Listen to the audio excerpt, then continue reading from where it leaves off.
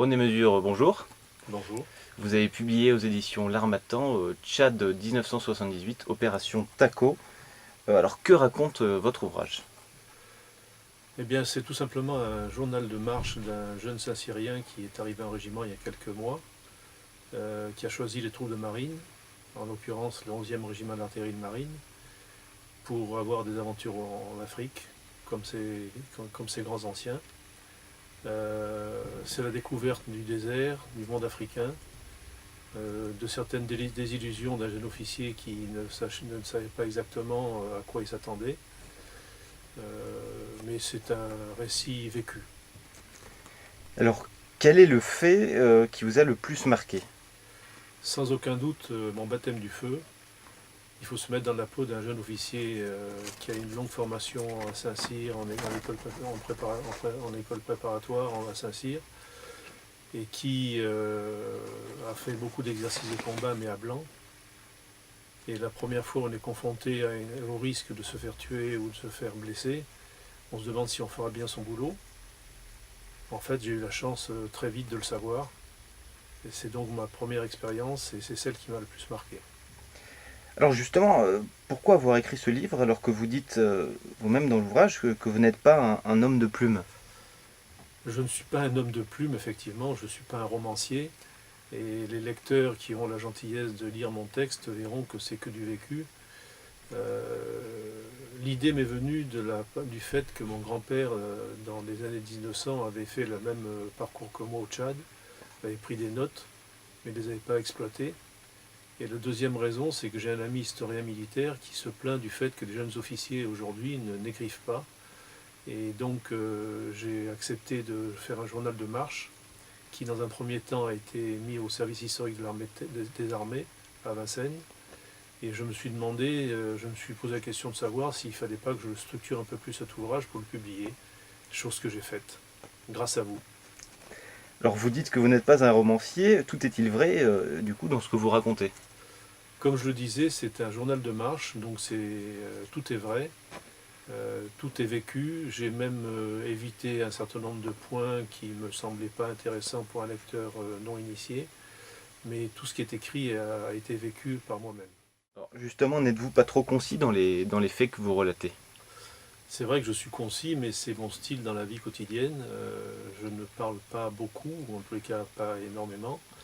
Et j'ai l'habitude de parler des faits sans les arranger et sans donner trop de détails. Et c'est vrai que certains de mes lecteurs ont eu la gentillesse de me dire que je n'étais pas assez détaillé dans certains chapitres, en particulier ceux qui sont les plus originaux, le BMC, le bordel militaire de campagne, où ils auraient aimé avoir plus de détails.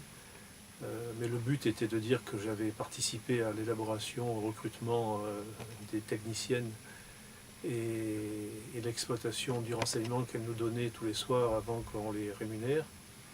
Un autre aspect du livre qui est assez original, c'est le fait que j'ai monté une section de combat à cheval. C'est vrai qu'il y a 40 ans, même si il y a 40 ans c'était assez rare, et ils auraient voulu avoir plus de détails sur l'entraînement, la conduite des opérations, mais je pense que j'ai donné l'essentiel que je croyais être utile pour la postérité, on va dire. Donc beaucoup de points communs. Oui, il y a beaucoup de points communs avec les opérations qui ont succédé, enfin à une opération en particulier, l'opération Serval au Mali en 2013. Beaucoup d'opérations ont eu lieu dans les 40 ans qui viennent de passer, elles n'étaient pas toutes similaires, mais Serval a ressemblé beaucoup à Taco.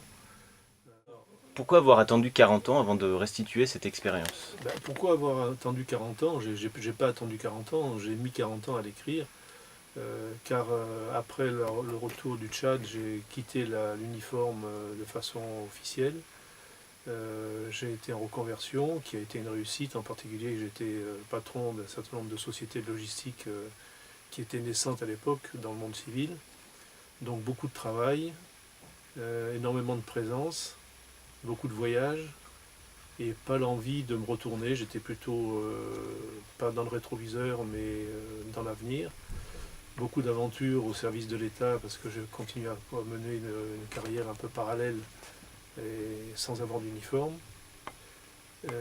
Et puis ce qui a déclenché, c'est que le fait que l'opération Serval en 2013 a eu beaucoup de similitudes avec l'opération Taco. Et je me suis dit que ça serait intéressant pour la nouvelle génération de savoir qu'il s'est passé la même chose dans des contextes différents, mais avec beaucoup de similitudes.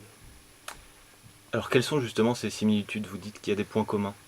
Alors les points communs sont nombreux, je ne les énumérerai pas tous, mais je vais en reprendre un certain nombre.